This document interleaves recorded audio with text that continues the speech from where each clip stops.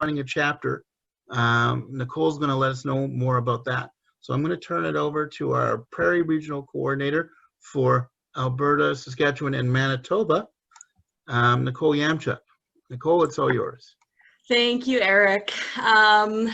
Hi to everybody. I know some of you I met for the first time yesterday, and everybody else.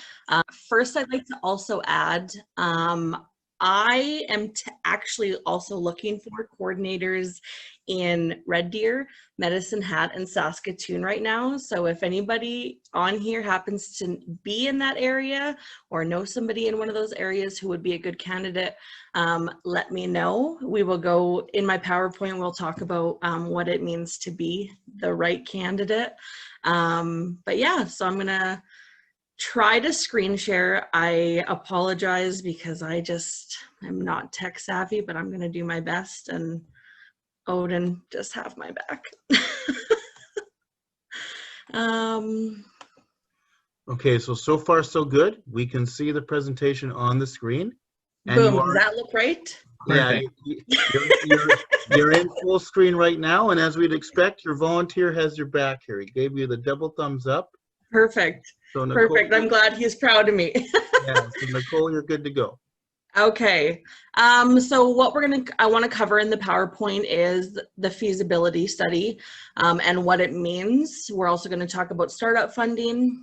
Like I said, the right chapter coordinator. And then I'm going to introduce you and bring in Crystal. So she is Winnipeg's new and ever only Winnipeg chapter coordinator. And then we'll just kind of have an open roundtable Q&A session. So I just wanted to, in case you're not aware where we already do have chapters, there's no reason to put in energy where we already have chapters. So I just wanted to kind of put that out there in case anybody's wondering. We do have 30-something active chapters right now. Some of them are kind of in the building block stages, like I said, like here in the Prairie specifically. Medicine Hat, Red Deer, and Saskatoon are all, trying to amp up. So if you're not, if we have a chapter in your area, it's easier to just get involved than the startup. Let me tell you, the startup is a little bit of work, I'm not gonna lie. So we're gonna start in with the feasibility test and what that means. And basically we are talking about, is there a necessity for that in your community? And is it sustainable?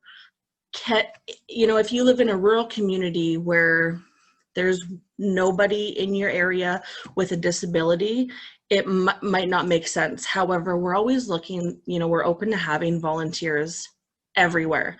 There's no limit. We do virtual projects from anywhere. I'm sure that Cody's worked on, and I'm just using Cody because he's in the Edmonton chapter here with me, and I'm aware of who he is. But I know, actually, I think right now he's working on a project with a client from a neighboring community. So correct me if I'm wrong, Cody, you haven't met Ryan face to face. Exactly. So that's right. We're open to having clients anywhere, but if your community is not sustainable for a chapter, that's something that we do need to look at. The feasibility study is also about mapping that journey. So where are you going to find the information that we need? Can we get funding from local community? And most importantly, we want to set ourselves up for success. If we don't put in the work, it's not going to work out in the end, just like anything else in life. So some of the information that we want to gather is the local population of the area that we're going to cover, as well as the population of people with disabilities. We want to break down demographics. Are they in the workplace? Where do they live? Their care facility? Are they school aged? Anything surrounding that, because what it helps us do is understand what kind of projects that we're going to see, and that helps us when we're applying for grants. It helps us when we're talking to corporate partners, and then it also helps us know what kind of volunteer skills we need moving forward. This slide is, honestly, it's just a breakdown of nonprofits. So we want to find out any potential partners in the community. So this is just a generic overview of organizations that are typically in most larger communities. So we have the MS Society, MD Association, CP Association, and so on and so forth. So you want to track all of the organizations within your community or that impact within your community. They are going to make for potential partners moving forward. So I use Google, honestly, it works.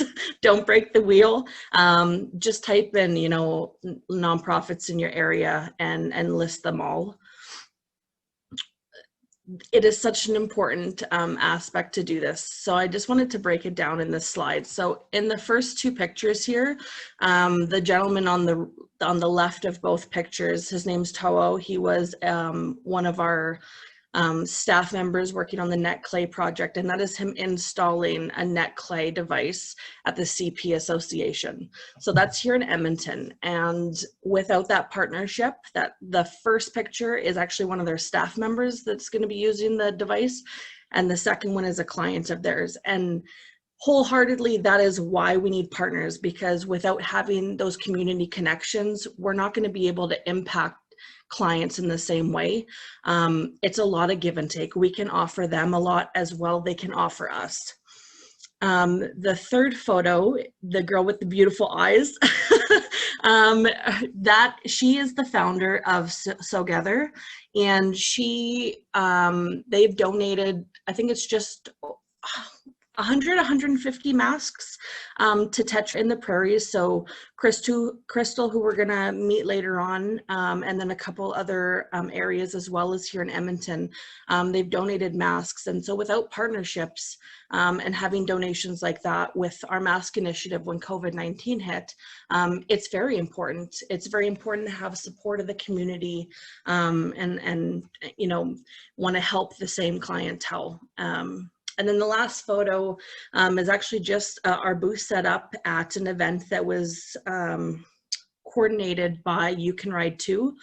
And I know that Cody is aware, as he's volunteered with them as well, but what we've done frequently in the past with our partnership with them is we volunteer share, we client share, and actually having that partnership with them, we actually get our booth set up for free. So we don't have to pay fees because we have such a wonderful communication with them. So that's why this is breaking it down to the bare minimum, why it's so important to gain those connections in the community. So to move on with the feasibility study, we want to find out any school, what kind of colleges they have. So I listed engineering, business, humanities, as well as disability services. We are typically that's where we're going to get, actually, and I should say design as well. I don't want to leave any areas out, but that's typically where we get university student volunteers from. You also need to look for direct competitors. The reality is, it's something that we need to know moving forward with a feasibility study. Does someone do what we do? Can someone do what we do? And actually, I use this photo that's on there, and it's our longtime volunteer, Bill Olson. And this is actually another event with You Can Ride Too. Technically, when we break down what You Can Ride Too does, and I mean no disrespect, I'm honestly giving them a shout out, they modify and customize bikes for kids, teens, even some adults that need adaptive bikes. That fits into what we do. But instead of being rivals, we've worked out a relationship where we can, like I said, we can volunteer share, client share, pass people back and forth. And that's what is more important. It's about the clients. It's not about, you know, rival nonprofits. We want to help the clients at the end of the day. However, if there is a Tetra group under a different name in your community, maybe that's something to be aware of. Not that I've ever come across that, but that's why we need to include that in our feasibility test, just to make sure that you know, we can see any obstacles that might arise and address them accordingly. Nichole? Yes. Jacques here. I have a question for you. Sure. Is there any sort of a Tetra principle that says if this device that you've been asked to make is already available and that you can buy off the shelf, then we do not compete with the private sector trying to sell those? Yeah, so there's two things that we typically won't work on. One is if it's commercially available, and two is if there's a big, I want to say big liability issue. When there's something that's commercially available, let's say use a wheelchair as an example. That's something that's very accessible across the board. We're not going to create a wheelchair. However, we will modify and customize pieces for it, adaptations for it. I know right now Cody is working on a snow plow adaptation for a wheelchair. And so it's give and take with what we can do. But typically, you know, if it's commercially available, we want to not build it. However, and I can't speak for all chapters in all regions, but I know here, and if you reach out to me, if you're not in my region, I'll help anyway. But what we do is I'll actually try to find fundraising for you, and try to get that device. If it's something, I'm trying to think of an example. Actually, we had a client here in Edmonton who needed, she had injured the lower part of her leg, so she needed, I think it was a knee scooter, and one of the volunteers bought it and donated it, and then was working on it for customization purposes. So I know that she's not able to afford it, so that's something that we've just worked with, myself as the fundraiser for the area. We don't want to turn people away. We understand that people need help and assistance, and there shouldn't be barriers. So we do what we can. I hope that answers your question. Can I just add just an example? No, I'm just kidding. Yeah, I was going to say the favorite part of your job is keeping me in line. So if you joined us for the previous stream, so a perfect example of that, Jacques was talking about reachers. We all have reachers. They're commercially available. So perhaps, you know, don't ask Tetra to build the reacher from scratch, but we would modify it.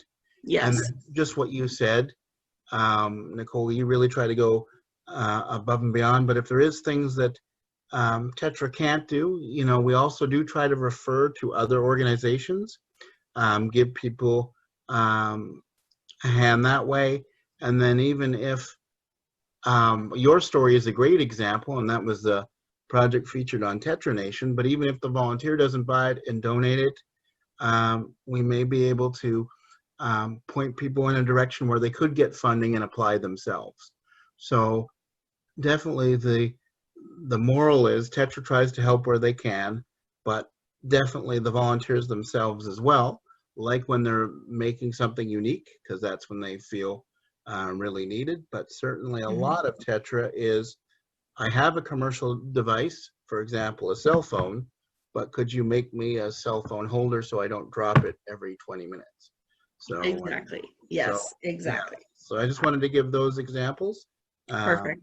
Carry on. Perfect. And honestly, that what we're talking about right here fits in with the next point on the slide is funding and support for clients. So building those community connections and knowing where we can turn to for that support, whether it's funding, client referrals, or let's say we have a client who also is looking for accessible housing. That's not something that, you know, Tetra masters in, but if I can lead them to a source where they can then get that information, that honestly, it is about community building and making those connections. So as daunting and dull as this session might seem, it is so important when we're talking about the clients. And so the last section on this slide is just revenue. How are we going to be able to fund the chapter and make it sustainable, which I'll really go into that more in the next couple slides. So another section here is just kind of reiterating a few points. So we need to look at retiree organizations for two reasons. One, seniors often have skills that, I mean, if they're retired, they have skill sets and they want to be useful in the community. Let's get them on board. I know that we actually have quite a few seniors that volunteer, and that is so wonderful. The second point to that is often seniors tend to have physical restrictions. They make great clients as well.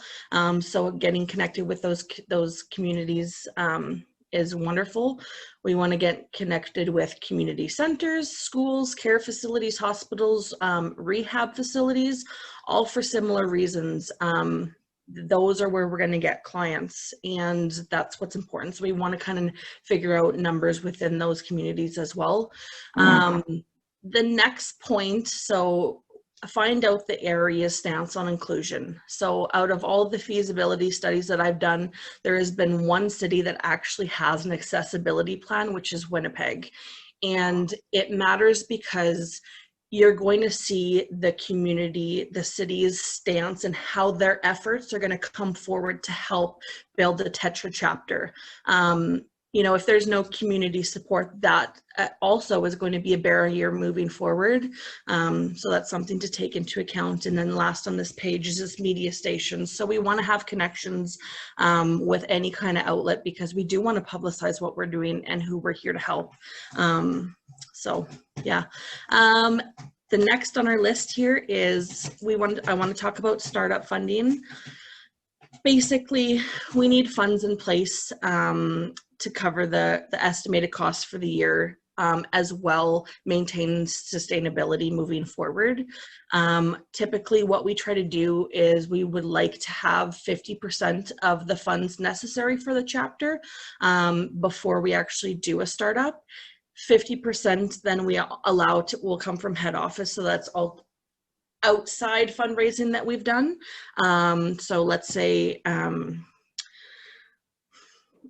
before we started the Winnipeg chapter, I had a grant for all of the prairies that came in. So we can use funds there. So it's not something that we need to worry about within that chapter, but we do like to see at least 50% in place before we move forward. Some of the funding some of the expenses to consider moving forward, I've just kind of broken them down. Chapter coordinator pay, facility rentals. So like here in Edmonton, we have a membership with the Edmonton New Technology Society, and they're a workshop where it's kind of two birds, one stone. We were having, before COVID, our monthly meetings there, but they also have a wonderful workshop. They've got different stations within the workshop. They've got all of the tools, and actually they have some supplies that we are free to access. So, you know, having any sort of rental facility fees we need to consider. If we have clients who aren't able to afford projects, we need to make sure that we budget for project costs. Volunteer reimbursements, so that's travel. Even if we consider at the beginning of a volunteer's onboarding process, we reimburse criminal record checks. So even something as simple as that, we have to know that we have funding available moving forward. For publicity purposes, we do trade shows and expos, advertising, printing flyers, any sort of outreach like that. And then as well, yearly we try to do volunteer recognition events, let's call them. And honestly, if anybody in here who's a volunteer, I understand, I know Eric will agree with me, you know, the efforts are selfless, right? Somebody does not volunteer for recognition, but we do want to recognize the efforts of our volunteers. So having volunteer recognition events is just, it's something that's important to us and Tetra. So we do include that. So a few items that I look for when I'm talking about startup funding, I look for corporate donors or corporations, businesses that have inclusion initiatives. We want to have that community support. We talk about maybe maybe it's something simple like having a bake sale or a hot dog sale at lunchtime at their organization. Perfect. That is a partnership. And so we want to look for outlets, even if it's as simple as that. Moving forward, we look for in-kind donations. There's always granting opportunities, local foundations. And on the right, I'll give a shout out to 2 organizations real quick. Alberta 3D PPE. So they actually donated 100 face shields and 100 ear savers when COVID-19 hit to protect our volunteers moving forward. So that was super amazing, and we are so grateful. And then the other one was Knights of Columbus gave a nice donation. Nice? Yeah, that's the word I'll go with. A substantial donation, and so we do appreciate their efforts as well for that support moving forward. When I'm fundraising, me personally, I can't speak for everybody, but typically places, they want to fund a program. They want to label it. They want an idea that they can get behind. And so I just wanted to include a few ideas of programs that have been funded in the past. So I wrote down, sorry. Oh. Nope. I wrote down tools for tots or tools for tykes. So that's children programming, Wheelin' Women, independent living, Fund a Gizmo. There's recreational integration, the Net Clay project. And then what would fit mostly here would be chapter development. And then I just gave a couple examples of projects that we've worked on. Sometimes when we're looking for funders, they want to see what that means. So the knee scooter at the top, this little boy, it's very unfortunate. He got a leg trauma, and part of his lower leg had to be amputated, and so volunteers built this knee scooter, and they actually built it out of, I think it was 2 or 3 bike pieces that they had to weld together. And so after his leg trauma, this is the first time that he's gotten to go and play and run in a field. And I always love this one. So did Tetra Nation this year. This project actually won Edmonton for the best or most innovative child's project. And so it's just that right there, right? If you can tell a story about why Tetra is important when you're looking for funding, that's what it's about. And so that's why when we can break it down into programming and explain why this program is important to funders, that's honestly, usually that's what we need to do. And then I'll just quickly mention these other ones. So there's the breathing machine mount. It's an independent living tool, right? If somebody is restricted and they obviously they're going to need that. There's very similar ones that we've done with a toothbrush suction cup so that somebody can brush their teeth and so forth. And so, you know, if we talk about having these simple necessities that able-bodied people, not to discriminate able-bodied people, but that we take for granted, it really breaks it down and helps that understanding. So that's why that programming is important. And then we've got the guitar strummer, which is, again, straightforward, and the pool step cane, again, things that we take for granted as some of us able-bodied people do. And so with funders, we do need to break that down and explain this is why what we do is important. Next, I would like to kind of move the momentum along here, talk about chapter coordinators. So once we've gone through the feasibility test and we've secured some funding, now it's really setting it in motion. And we want to have somebody in the community that, you know, their feet are on the ground and they're kind of going to be the point person for their community building. So what is a chapter coordinator? What does that mean? And like I said, they are the person that maintains functionality within their community. They're going to recruit members. They're going to find clients, get projects, raise awareness, publicity. They're going to be the major admin person. So they're going to be the person that I or one of the other regional coordinators are going to deal with regularly. And then they're going to, from there moving forward, they're going to be leading the fundraising initiative in their community. I advertise on every platform.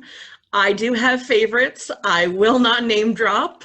If you are interested in where I prefer to advertise, feel free to message me. But the major thing with advertising is just be clear, be honest. You know, all of the details that you expect from a coordinator, their fees, everything in between. And I can't stress this enough, don't settle. If somebody looks great on paper, but when you interview them and they don't add up to who their paper presents them as, don't settle. Your gut is telling you, and you should listen to it. Just like, you know, meeting anybody else in the world, you know, your gut tells you whether you like this person or not, and if they're going to be a good fit.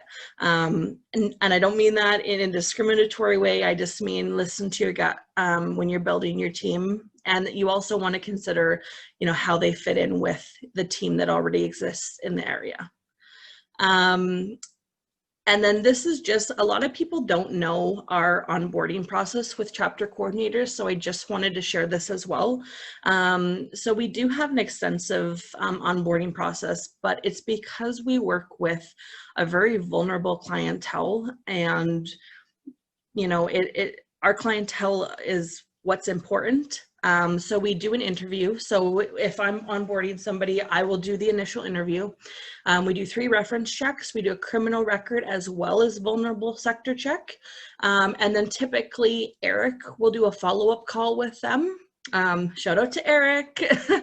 And then we work out the details of their contract. They have to sign it. Once it's officially signed, I will run them through a training session in the area.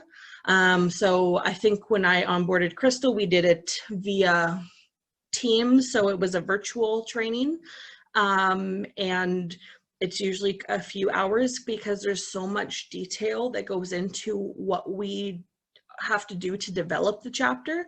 But I give all my care and attention to hope that it's successful. So with that, we're actually going to meet our Winnipeg chapter, Crystal Yamchuk. So I'm going to stop sharing my screen, and I'm just going to kind of pass it over to Crystal. I'll let her formally introduce herself, and then we'll just go from there. Okay, for sure. Thanks, Nichole. Hi, everyone. Nice to see you all, or hear you all anyway. Yeah, thanks to Nichole for inviting me to share my experience so far. Establishing the Winnipeg chapter. I was onboarded in December of 2019. So it was kind of a quick learning curve, I guess, for me from since then. I have a background as a fundraising consultant, so that has really kind of allowed me to take some of the skills that I have from identifying prospective donors to then now be recruiting and running the chapter. So yeah, it's great. Tetra is a fabulous organization. I was so excited to join. I had never heard of it before I first saw the advertisement. But yeah, just really fit in with my beliefs and my skills, as well as just fitting into my day-to-day life. So as a consultant with Eclipse Research Group, doing prospect research and having 2 kids, Tetra's been great, doing work on evenings, weekends, daytime. So I guess that's just one thing to keep in mind too when you're starting. Just don't be too concerned about all the details, and just, yeah, learn from the ground up. And I think we've built a really strong team here in Winnipeg. How many volunteers do you have now, Crystal? We have 11 right now. So we have everyone, we have 2 volunteer coordinators, which has really been helpful for both onboarding people. When I first started, it was a lot of interviewing, and now I'm doing all the interviewing and all the reference checks and everything. So having those 2 people in place has been really great. We've been doing a lot of the mask initiatives, so getting them to deal with the sewing volunteers and running back and forth has been great. So we have those. We have a few community outreach people, so just connecting with community groups by phone and email. Right now, due to COVID, we've been able to put on quite a few virtual presentations to different organizations in Winnipeg, so that's been great. We also have 1 fundraising volunteer, so we're just getting going on that in Winnipeg, and we have, I think we have 5 technical volunteers, so we're really hoping, right now we've only had 1 RFA come in, so we're really hoping to get more and get those people off the ground. That's perfect. And so honestly, and I brought in Crystal today to show, so they've only been, the Winnipeg chapter's only been up and running, like she said, since December. So in less than a year, being able to bring in 11 volunteers, get an RFA and be making those community connections, as well as running a mask initiative, like that right there is success. And so I wanted to break down, you know, I know that, you know, when we go through the feasibility tests and stuff like that, it is daunting. But once I usually do that, once I do that, or whoever does that and hands it over, you know, it's kind of like a manual of where to reach out to. Correct me if I'm wrong, Crystal. And so, you know, it's putting in the time and efforts from there. So Jacques, I just seen that you posted a question. I have a question for Crystal. Sure. I'm curious because it will help me understand why people become coordinators. So in your case, was it because you or somebody you know has a disability? What is it that drew you to Tetra? Yes, that's part of it. So I actually have some young cousins that have been affected by, it's called Wilson's disease. So it's a very, not much is known about it. So unfortunately the disease kind of progressed early, and one of them is bedridden. And yeah, just learning a little bit about Tetra. I also have an uncle-in-law with Downs, and my mom works with a lot of seniors. So it's been, yeah, a great organization to get involved with, and I think that it's important to spread the word in Winnipeg because a lot of people in Winnipeg have never heard of it. So, so how about your volunteers? Do any of them have a direct link with a disability? So actually in Winnipeg right now, most of our volunteers are university students, just because that's where a lot of engineering students. I have connections with the engineering department at Red River, as well as the marketing department at Red River College. So that's been where we've gotten a lot of our initial volunteers. But a lot of them do have ties to people in the disabled communities. So, and they've been willing to volunteer, and they have connections. Some of them have connections to other groups in Winnipeg that can be great community partners for us. So, Thank you. Perfect. Thanks for asking, Jacques. And so one of the important things when I came on, so I've been with Tetra 13 months now. And so when I've been working with Eric and we're talking about development and expansion, Winnipeg has never had a Tetra chapter, and neither has anywhere else in Manitoba, which is why it was very important to find such a strong, and I have to toot Crystal's horn because she's done such an amazing job, but why it's important to bring in somebody who not only is a great candidate, but who genuinely cares about the community. I hope that kind of, you got that vibe from answering Jacques' question.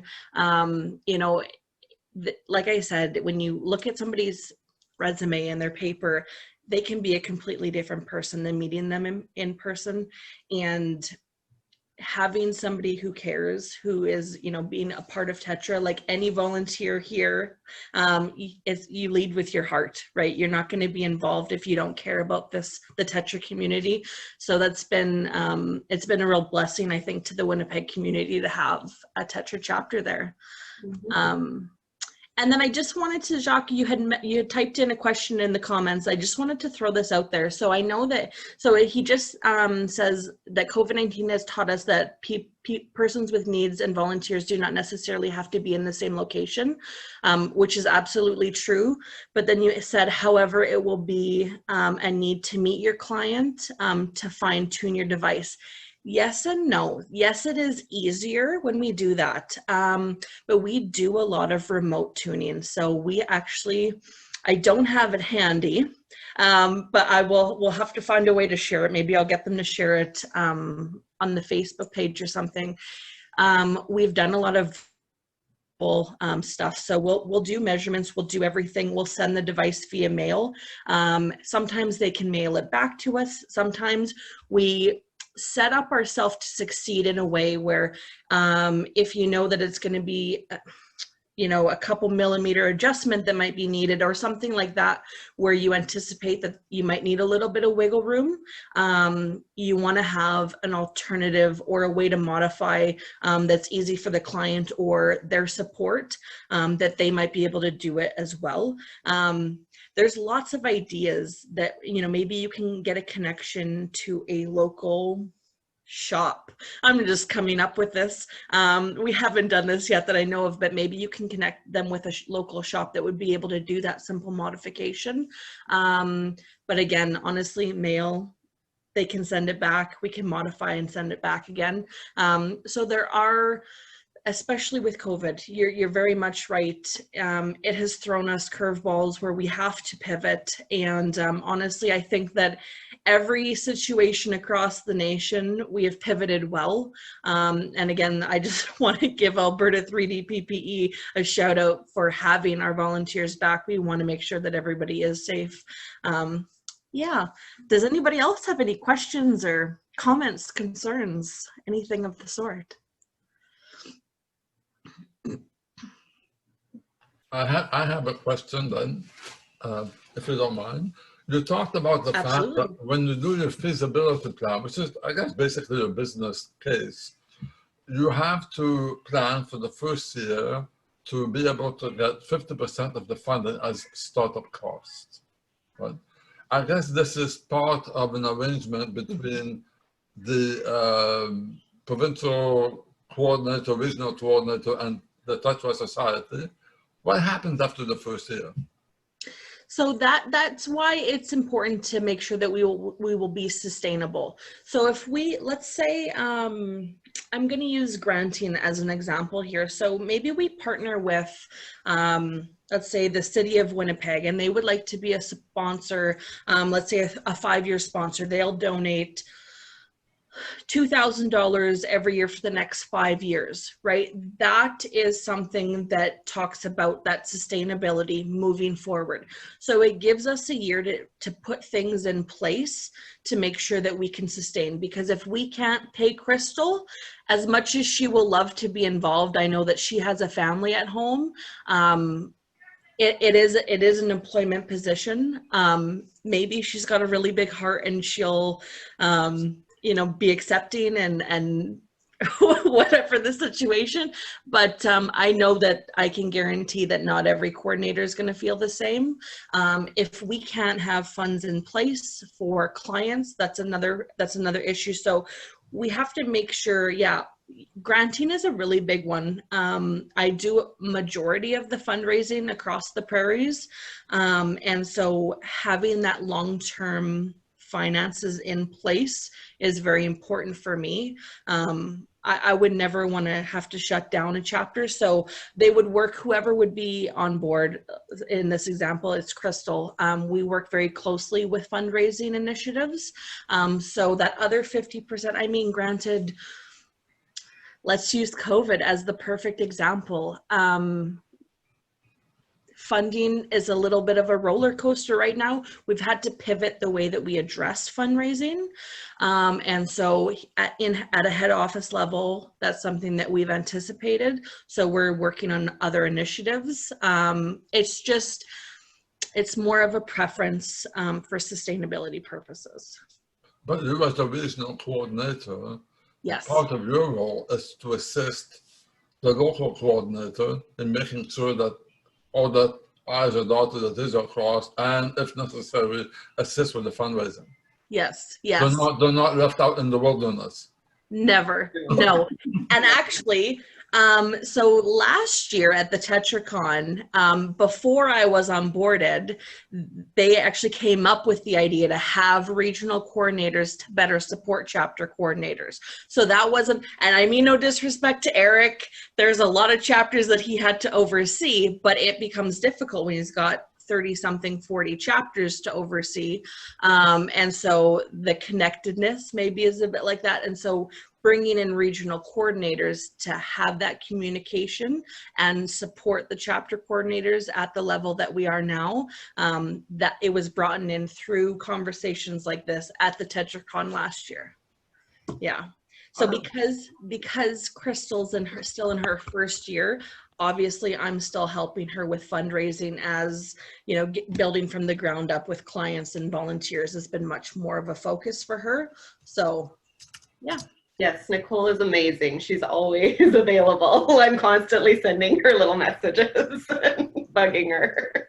If I could She's just always add, there to help. So as a chapter coordinator, you're not just out on your own and now leading this whole group of people. There's always people to ask for help.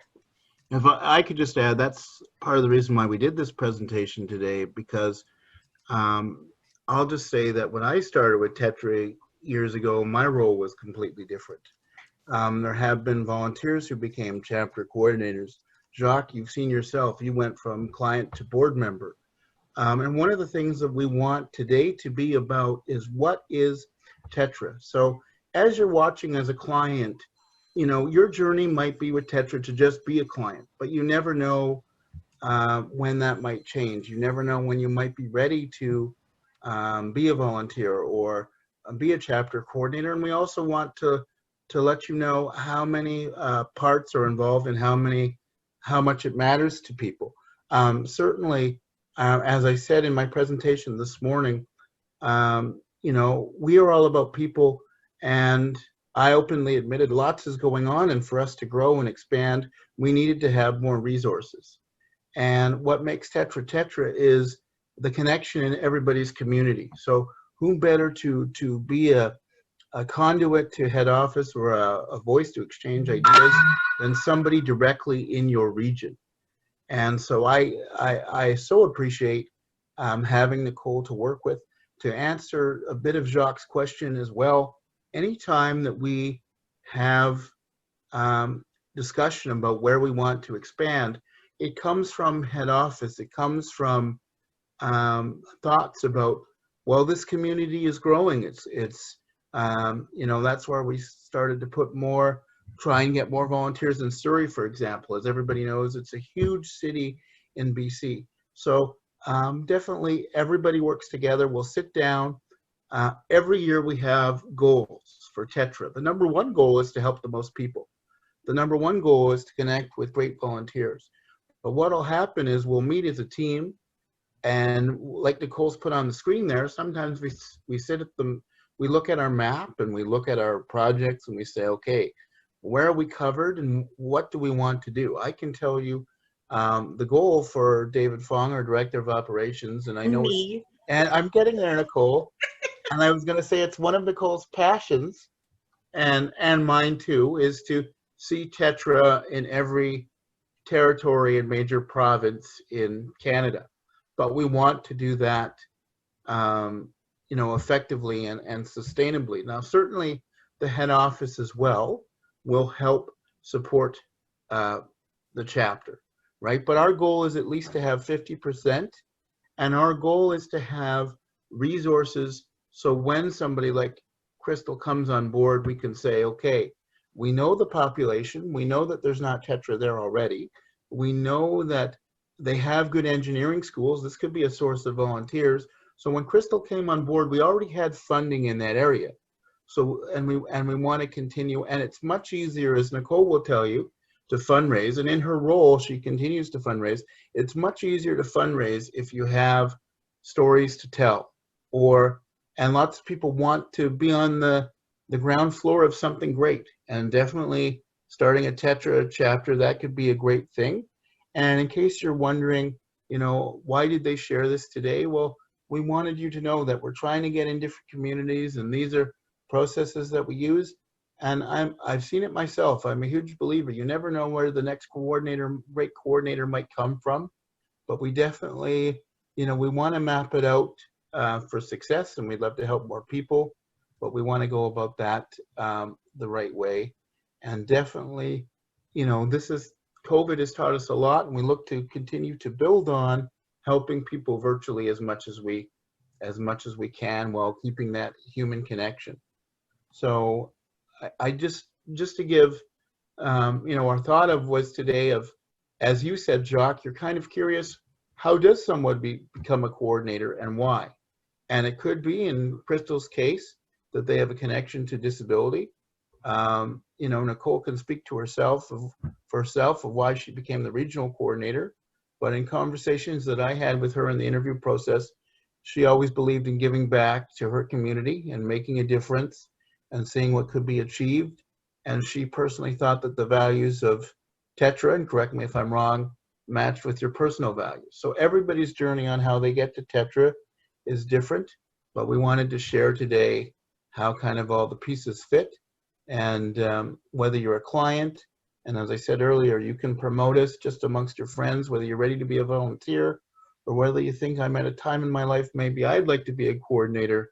We wanted to share that so you get an idea of the people that you're meeting when you connect with Tetra. So those are, hopefully that helps answers people's questions. And definitely, you know, our number one goal for next year is to sustain what we have and strengthen that. And then if it's the right fit, we'll always look to expand. And I know Nichole wants to force me to get a Yukon chapter, so push me into the Yukon. So That's right. is there any other questions or anything you wanted to add, Crystal or Nichole? Honestly, if anybody ever has questions, I know, actually, I think it was maybe on the earlier segment or a different stream, but Eric is always available. We all work from home, or majority of us work from home, or we cycle through, some people might cycle through the head office from time to time. We, on our website, so it's just tetrasociety.org, is all of our contact information. Never hesitate to reach out. I often get people saying, do you work on this kind of device? Do you make projects for children? You know, can you help at the university do this? Is there a chapter in this area? Just, there's no stupid question, there's no bad question, there's no wrong question to ask, and we're more than excited to learn that somebody else is reaching out. Honestly, that is my first thought when I get an email or a phone call from somebody I don't know. I'm excited. So don't let anything ever hold you back from reaching out to Tetra. We're excited to hear from you.